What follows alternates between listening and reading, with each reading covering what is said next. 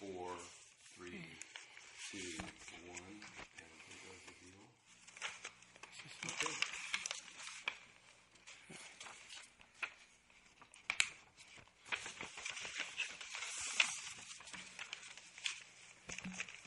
Just make sure notes here.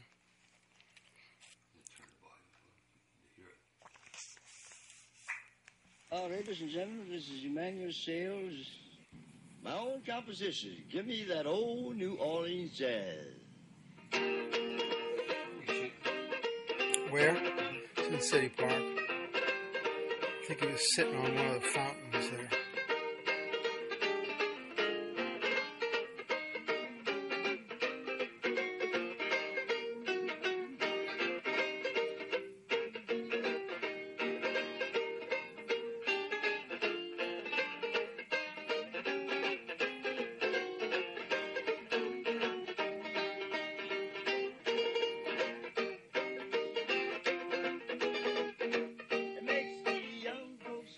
He's a good strummer, you know?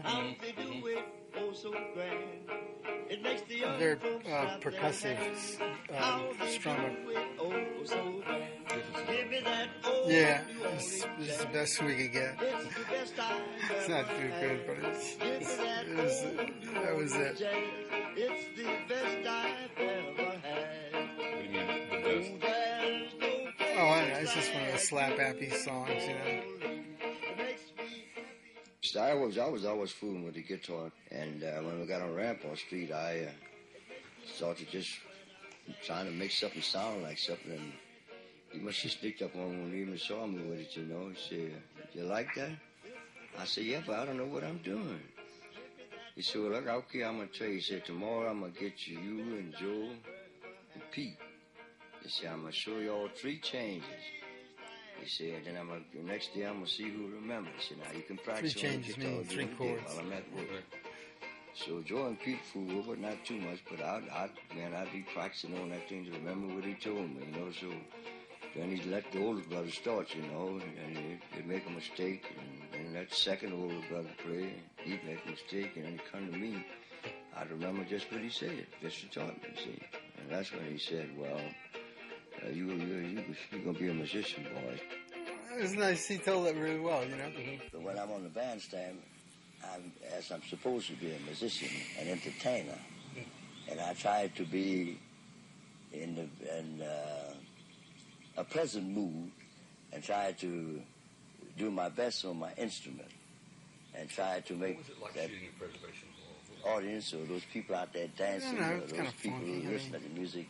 It's like you don't want to overdo it, you know, That's because you want that 100% sort of brown, the job, being a musician. sepia ambience look to the thing. But you know, you want to wind up. I mean, you get this kind of thing, which is a little mushy, you know. And we had the people came in, the regular people came in, you know. Don't deny my name. Pick it up and shake it like sweet David chain. I'm the whining boy. Don't deny my name. It's an old Jelly Roll Morton song, yeah. I said, mama, mama, mama. Was this for the... When you all shot that set, wasn't there another Novak thing that was shot at Preservation Hall? You mean the same night? I don't know. Oh, I think we shot there more than once, yeah. I can't remember what the other one was, but sure, possibly. They were very cooperative. They were, you know. And I think this was, we just lined it up because they had a gig that night, you know. You know, we weren't going to pay for a special performance. Did you pay? Yeah, everybody got paid. I'm saying we weren't going to, you know, we were going to take whatever was off the whatever they paid him for the Manny for the probably night. has more followers than anybody else. Because Al Rose was a guy we met because when we started to make a couple of films about music, he was a, you know, a learned voice of music history in the city. As far as jazz is he had written several books on jazz, as you may know. And it is a part, literally, he wrote the book on Storyville, which became the basis. One little snippet from it became the basis for Pretty Baby, the movie.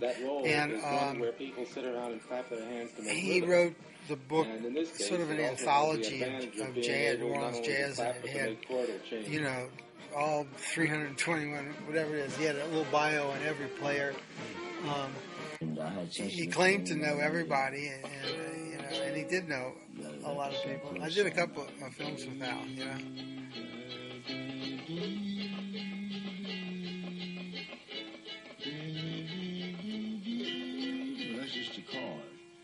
And then this is Sayles at the Tulane Archive.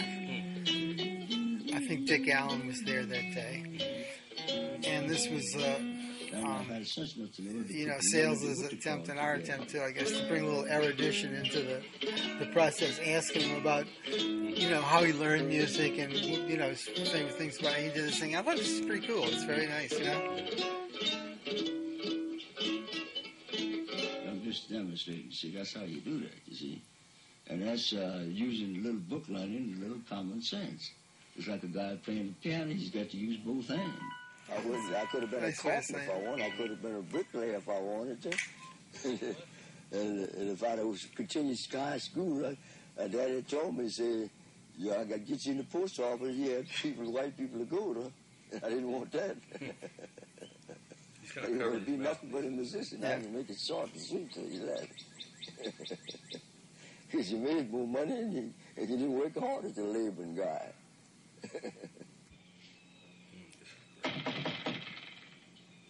Hey, what?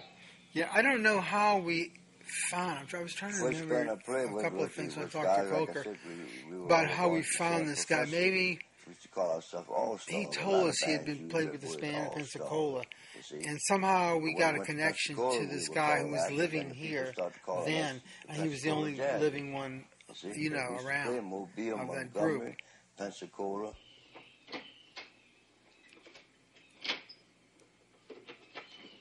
Like you say it. You see, I've got a good look at you. Yeah, they literally hadn't seen each other in whatever it was, 50 years or something. Right. I can't wait past. No. There's a Stevenson thing too. You know. Yeah. Yeah, that's one. That's him. I had a terrific collar lick when I had all my hair, you know. Yeah, you know. Had a collar lick, you know. Yeah, now they call it reality TV, you know. Oh, man, he said he come back here. If you tell him what year that you come back and call him. That must be around 50 years. I always thought this was a very poignant little section in here because I came back. you see this guy talking about a hard life he's living. You know, he says that a couple. I've seen some hard times. He says here. So that must have been around about 28 or 29. Probably 27. Possibly the latter part of 27. That's right. Yeah. You know, we played Brooklyn Park in Mobile. That's right. The people, we had so many people there, preachers and Christian people. All kinds. That park was so full. God, you know, it's his face when he's remembering. This was his glory days, you know. Brass band, that's right. Was there. And we had so many people there, this broke a record there. And the man we was playing for, you know, we did good. He bought all those tuxedo suits. But there ain't nobody can tell me this place. I done seen some hard time. And at that time, the most money I made, it was in Pensacola. Tell him what it was made. You remember? No. You remember? No, I don't. I can tell you. We were working 4 days a week. 4 days a week. I forgot how many days. And we were getting $24. Yeah. I never did forget that. That was the height of his career, you know? Pleasures, yeah. You play one of them. Something. Yeah, I'm in bad fix, y'all. See me, I'm in a bad Who fix. thought of putting this the way it's sequenced here? How did that? Do you want to stop it? I'll tell you. Yeah. We basically just divvied it up. we looked at all the tapes. Everybody took notes. We discussed it. What kind of program, were we going to call it? As much as you can think up before you go into editing it. And then we just kind of split it up. It was me, Kolker, and Palfi, and we just said, okay, we sort of agreed on sections, kind of, and we just split the sections up and said, you take that, and then if somebody wanted somebody else to help or something, we'd say, call them up and say, I'm having a little trouble with this and this. What do you think? So we just shared ideas and then tried to cram it together in time to fly to Syracuse to get it done there. Sure look good. Oh, the bucket got a hole in it. Oh, the bucket got a hole in it. Yes, the bucket got a hole in it. Can't buy no get beer. Yes, me, my baby. Yes, we bought us a this is an area that he grew up in or hung around in. I can't remember at what point it's like, but it is obviously younger than here, but he knows people in the neighborhood here. And so we just thought, let's go back to the old neighborhood and walk around and basically just see who shows up. There wasn't any, these people, we didn't ask them to be there or anything, they just happened to be there. Can't buy no beer. Yeah, I was telling about how the Bulls used to have their parade once a year. Remember the carriage? Used to rent two together carriage and horse. And then on a Monday night, Rene used to play there. Most bands played there with Rene. But a petit too, yeah. And I was telling about Celestin. Yeah, Papa Celestin. What's that hall back there on Howard Avenue? Howard Street, the Sansu. That. Oh, Sansu. Oh, seriously, that's what I couldn't think of that. Sansu, yeah. Sansu. Well, that man had a pavilion out in Muhlenberg in the summertime. He used to have. I remember that man. Oh, yeah, I'm in 70 already. 71. They were very themselves. And we were hoping this guy would do a thing like the old shoe shine guys did, where they almost became percussive, They were hitting skins. Women treated me nice and not only. So at the end here, you can't understand what they're saying. Right, look at that. Go, Dad. You still got his technique.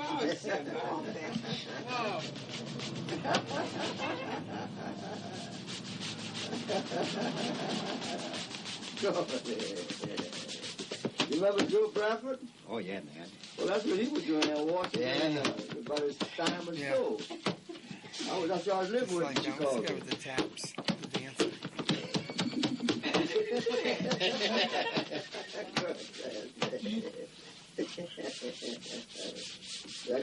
Give me that sign when you're through, Give me that sign you do when you're through. Pretty soon you shine. All right. You shine soon. All right. We all got that. Yeah, well, he kind of knew what we were looking for. And Bill Victoria, remember all of that? Oh, yeah. All the Devonie? Yeah, Devonie, yeah. You call it down good, I ain't heard shoot. But they're all dead. Oh, Yeah. 30 years or 20 years or 40 years. I'll be 70 in January. What? 70. No, I got your skin, boy.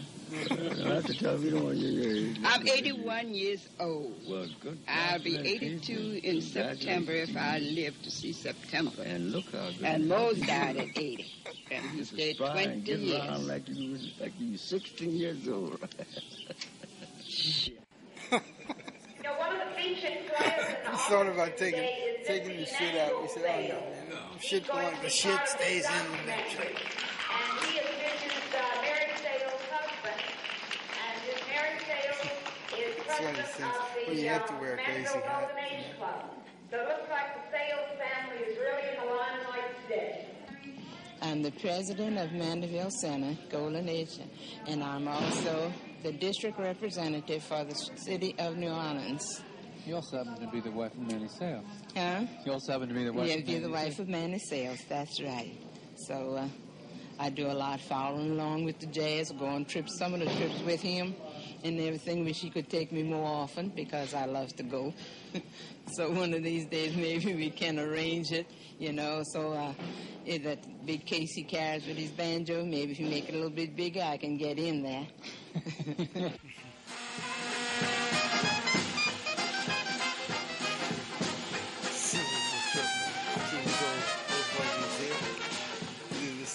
Sit the dance, it was a dime a dance. You go in a place and you buy 5 or 10 tickets, whatever you want. Some guys bought $1. We had to play waltzes. We had to play 1-step, 2-step. Had to play jazz. They had, there was only one white band they had that I knew play with. Almost them all used black band. Because the girls, they said that they could dance easier and better with the rhythm of the black band. It didn't work for us.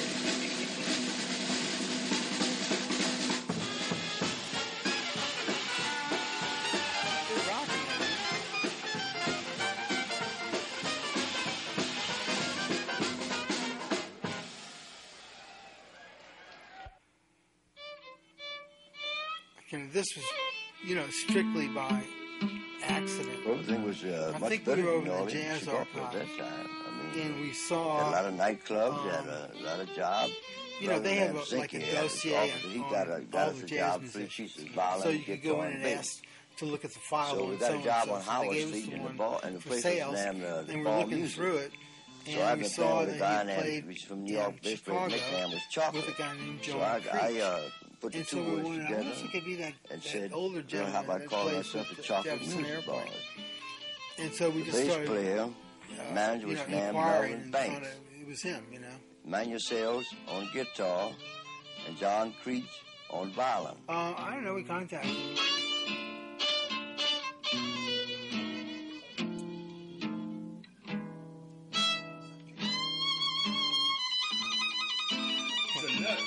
Oh yeah, he's a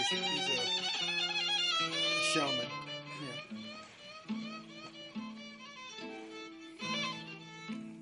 I think what happened was not too long after we made contact with him, we found he was coming down to play somewhere. I can't remember where it was now. Music is like so we this. said, You this see is a big perfect wagon reunion wheel? time, We put a spoke in for rock and roll. Yeah. Huh? We add another spoke for disco. We add another spoke. Well, now, wait a minute. We've got all these other spokes down here. Dixieland, blues, waltzes, Latin, rumbas, tangos. That's Calypso. Yeah, calypso. All of these things that we put. Violin We're adding players another spoke in that wagon wheel. There's no music takes over. If it comes up, it's just something. He was a fun guy to be with. We just add that right in the spoke. All right. And the spoke of those wheels. Of that wheel. Because I like the way you see. I always thought this is the sweetest musical moment in the whole show.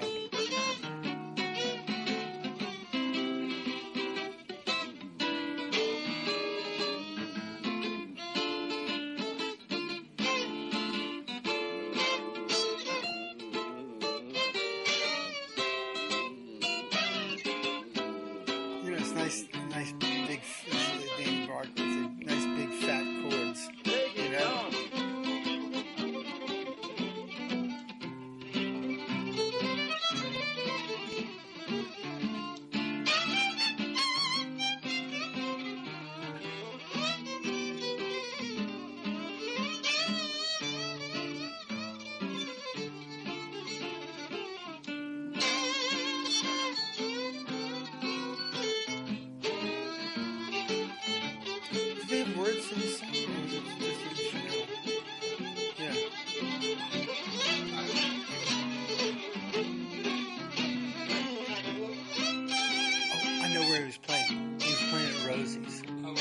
Where it was. That's right.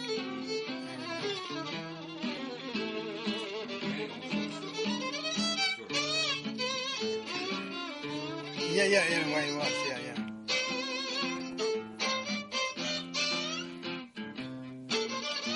Well, Creature's a headliner coming off the airplane.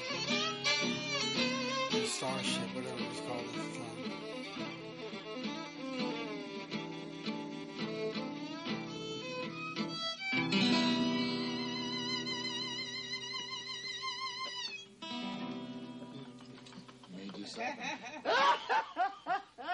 That's really nice. They said it right up, but get your since you made that record with Earl. I have never even played that thing in 20 years. rock and roll. Well, they picked it up so No, easily. I've never had a chance. John, when I had... We could sit down, boy. You know what? If I could come down here sometime, just sit out, and you and I just get it in it, like we used to do, and just go through all of these things. All these things. This kind of, I love he's the getting excuses. calling response thing. He's trying to get excuses. And he said, he just don't play nothing but that Dixieland stuff. This cat can play anything. John, yeah, I said it, but what I'm doing, yeah. We play Holiday for String and all that stuff. Yeah, I had this... this is a cute story here. Pains, going to the doctor, and took the medicine, and I knew I was doing what he told me, but I wasn't getting any better. It seemed as though then my whole inside starts to shake and not doing anything. I wasn't resting, so he said something was wrong, and that the medicine should have done me good. So he said, well, how do you sleep? How's your sleep? I said, I don't. He said, wow, what's the matter? So I said, well, my husband plays music all night. He's sleeping and he's playing his banjo and his feet are going and the bed is shaking. So he said, well, I tell you, he says, you have to move up. There's another one where this guy just showed up. He was going back to visit his family burial plot, I believe. His brother was there. There we are. See, he finds it. And this other guy just... If you look at it, I never knew who he was. Sayles, Never asked him his name. He never told us. That's my sister. Permission or anything. She died. Just Their there, mother and Papa bought this lot. And we kept it up. The next is Evangelist, my mother. This is near City Park. The next is George Sayles. This was basically the Black Potter's Field. Really up till... And the way they put that stuff in there, they got it... I mean, you can hardly recognize it, right? But I can get somebody to come out here and put paint on those letters. You know anything about out here? In other words, I got where it's alleged Buddy Bolden is buried there, but no one knows the marking if he was or where it is. Well, see, this would be C up in here, wouldn't it? What I done, I fixed up the wrong one. The first time I come, they took me to the wrong one. What? You see what you mean? And I had to clean and everything. You lost money, yeah. And got to talking to my uncle, showing him what I had done after 20 years. Oh, my goodness. I decided to clean it up after 20 years, and they got to look and say, well, no, she didn't die in 56. Wrong plot in 54, she died in 56. You must be come from out of town, not Brandon. Right, I was living in Houston. Yeah, I just come from Brandon, flying, going to... And I fixed the wrong one up, so now I come back to fix the right one. Well, you got a problem, Well, you got an idea where it is. All you got to do is keep searching. 56 to 77, how many years is that? That's many years. That's what you got touched in that grave? 56, it hadn't been nothing to it. They left the graveyard crying, and they haven't been back since. Well, I think everybody's afraid to die.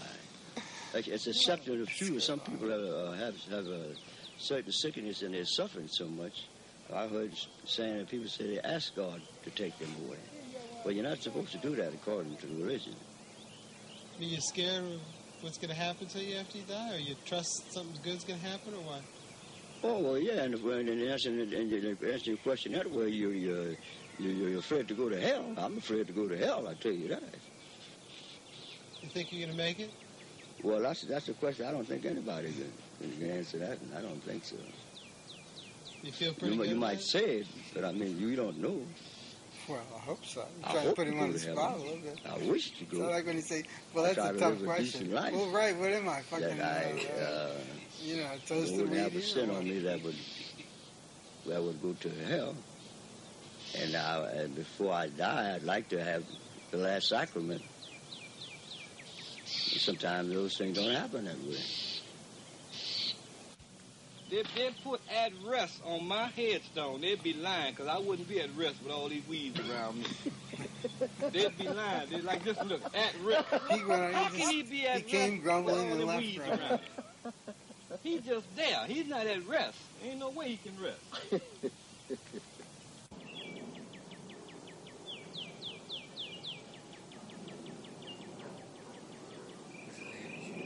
Yeah. It's great. Yeah. I want to tell you something. You want to stop me? I was because when we passed the part where Creech said this cat can play anything, I was going to tell you some of the processes in the naming because, you want to have a great hook, and the name is a hook to some degree. So we were looking for something that someone said, obviously, or something that came up, or some line that sort of jumped out at you. And Andy reminded me that one was "I die before my time," or something to that effect. And a little later on here, we asked him about what would happen if you broke your arm or something, and you couldn't play music. Well, how would you feel? What would you do with your life? And so one of the things he says is, I'd probably grieve myself to death or die before my time or something like that. Right. And so that was one candidate. And then this guy could play anything. And then there was a time when we were thinking, well, we have to have something, something grand, something profound. And so Kolker and I used to say, how about something like, "Look homeward, elderly jazz musician." What would you say was Sayles' greatest achievement? I suppose that from a standpoint of historical significance, you'd have to say that the fact that he is one of the members of the Jones-Collins Astoria 8 that recorded the first racially mixed session in New Orleans would have to be the most celebrated. The most, I guess from the erudition point of view, that was a celebrated moment in jazz for people that know. Most people don't really know unless you're a fan, records. Or a historian. They were records that caught the fancy of jazz followers all over the world, and they merely sold a lot of records, and in a sense put the town on the map. This I'm trying to remember. I know the one on the left here is named Paul Barnes. Paul Sayles.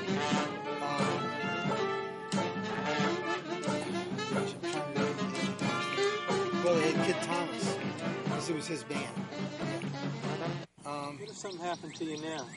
This is what we're asking here. Broke your hand or something, lost a finger or something, and you couldn't play? I'd be a very disappointed person, I can tell you that. I'd probably die before my time. Over grief. What would you do with yourself? Well, I'd probably grieve myself to death. Now, that is a good question. I have tried to think of that myself. I think he'd walk himself crazy. He loves to walk, but I think because sometimes he walks around the French Quarter, around the river, and I'm just hoping that he wouldn't have anything outlandish, in his mind, because that music is his life. That was another line we had for a while, that music is his life. That's a good line. So what was she talking about there? Well, she was answering the same question that he did when we asked him, what would you do if you couldn't play music, in essence, if you were hurt or something happened? And that's when he, went on, I'd grieve myself to death or whatever. So we asked her the same thing, and that's when she came up, with this little riff here, which I thought was a great little great little bite there, and then ended up with, a really poignant little truth that escaped, which was that music is his life, If he wouldn't be able to do that, he wouldn't, he couldn't exist in some form or fashion,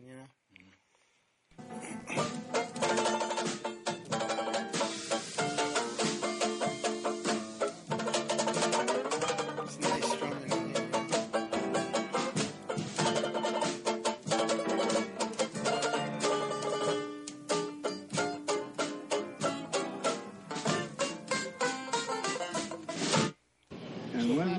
Okay, now here we just took these guys out in the courtyard, between the music break. It won't be like us. And just did our best to ask. We won't be here to play.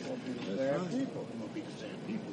But what's the difference if someone else plays the music, if they learn how to play it? They don't have the same feelings that we have. That's right. They don't have the same feelings we have. But you see, there ain't nobody playing our type of music. This old music here been played for years, and this band here is together here. It's been here, for years. These are old musicians here. You know what the old lady told me? I was working in Holland. She said, Mr. Thomas, they had got something missing that in band with boys was playing, She said, they got something missing there. She knows something about music, She said, look, they got something missing there. She said, they ain't playing no jazz. That's right. And when I went there, them boys said, "Nah, that's jazz." Oh, yeah. That old lady knows all the music, man. Yeah, they try to copy us, but when you copy something that's commercial, and you have to play it the way they want. Amateur. Yeah, so we playing from our heart. If you want to stop, I want to say about something. I was talking to Kolker about this the other day, in that when he says, when we die, the music will die. And I was remarking to him the change that's come around since this particular time, which was 20-something years ago? 30 years. 30 years, jeez. 30 years. Wow, my God. 77. I mean, it's a bicentennial. Yeah, it is, right. You're right. It's 33 years. And what changed between then and now is that a lot of these kids picked up this kind of music as a basis, but they ran with it. They ran with it, and it evolved like a lot of music does in New Orleans. And so now you got these kids saw they could make money playing this stuff, and that people would play for it, and they could play to younger audiences and sort of adapt it. So you get this sort of a brass hop sort of stuff, the hip hop with brass instruments and other kinds of things that have come out of it. And you got like the Young Rascals and of course the Dirty Dozen, those kinds of bands that have taken the genre and just changed it, upped it, and made new genres in music and made a living for themselves, And it's just great. A friend of mine, my ex-roommate in college, who's still in the music business, came by a couple of years ago, and we took him to a little club down in the quarter and all, and he said, I'm around music all the time. He's an engineer. And he said, this is the only place I know of where you can come back after a year or two or whatever, and you can hear the music being made. You can hear it changing, Yep. We went to a club. I can't remember what the name of the band was. What's your friend's name? What was his name? Jeff Gillette. Okay. Yeah. We went to a club, and they had, 5 pieces. And in lieu of a bass player, they had a tuba player with a mic inside the tuba, And it just sounded so much better than a bass. And he just said, God, that's so simple. Why didn't I think of that? But anyway, between that time and now, my point is that they were saying that the music will die with them. In some sense, they were right, because a lot of these guys are dead. I don't even know who in that group that's there now. I would imagine all of them are dead by now. But the kids have picked it up. Audiences have responded. There's a market for what they're doing, and I just think it's great that these kids are doing this. I worked on another show after this about Danny Barker with Matt Martinez, and one of the sections in there that we highlighted was Danny. I think he was one of the first ones, if not the first one, to get these kids interested in playing an instrument, in playing traditional jazz or some modification of that. I was telling Andy the other night, he had a little church around where he lived called the Fairview Baptist Church. And he'd see these kids come home from school, not having anything to do, looking for trouble, having a lot of energy.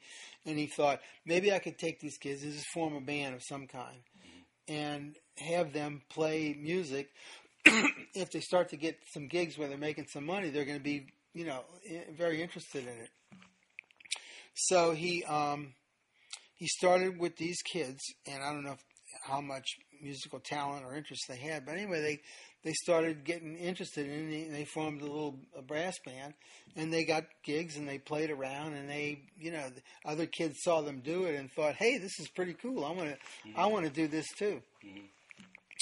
I was I was working in the prison one time, and I had Danny come up and play there for him.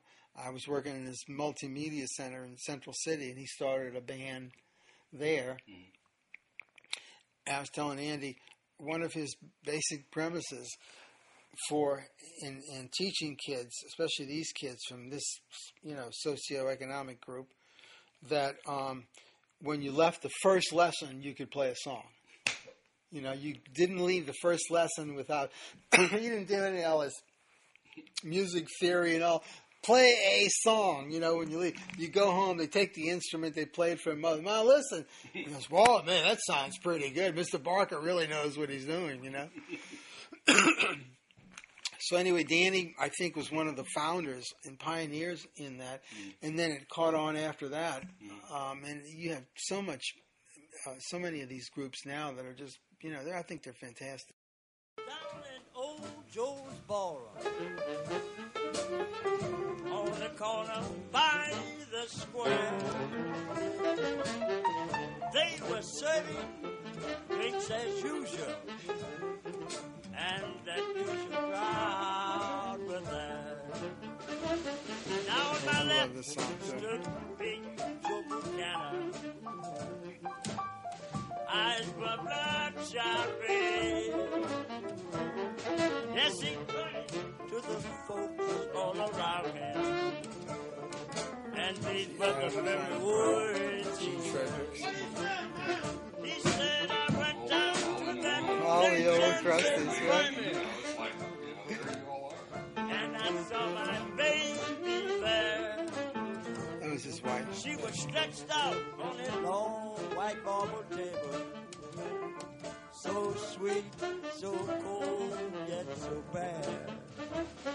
Let her go, may God bless her. There you go, Eddie. Wherever she may be, she can search this wide world over. And she'll never find a sweet loving man like me. Yes, when I die, I want you to bless me." What else can I tell you? I think we're cool. Okay, well, I've got it. Thank you very much. All right.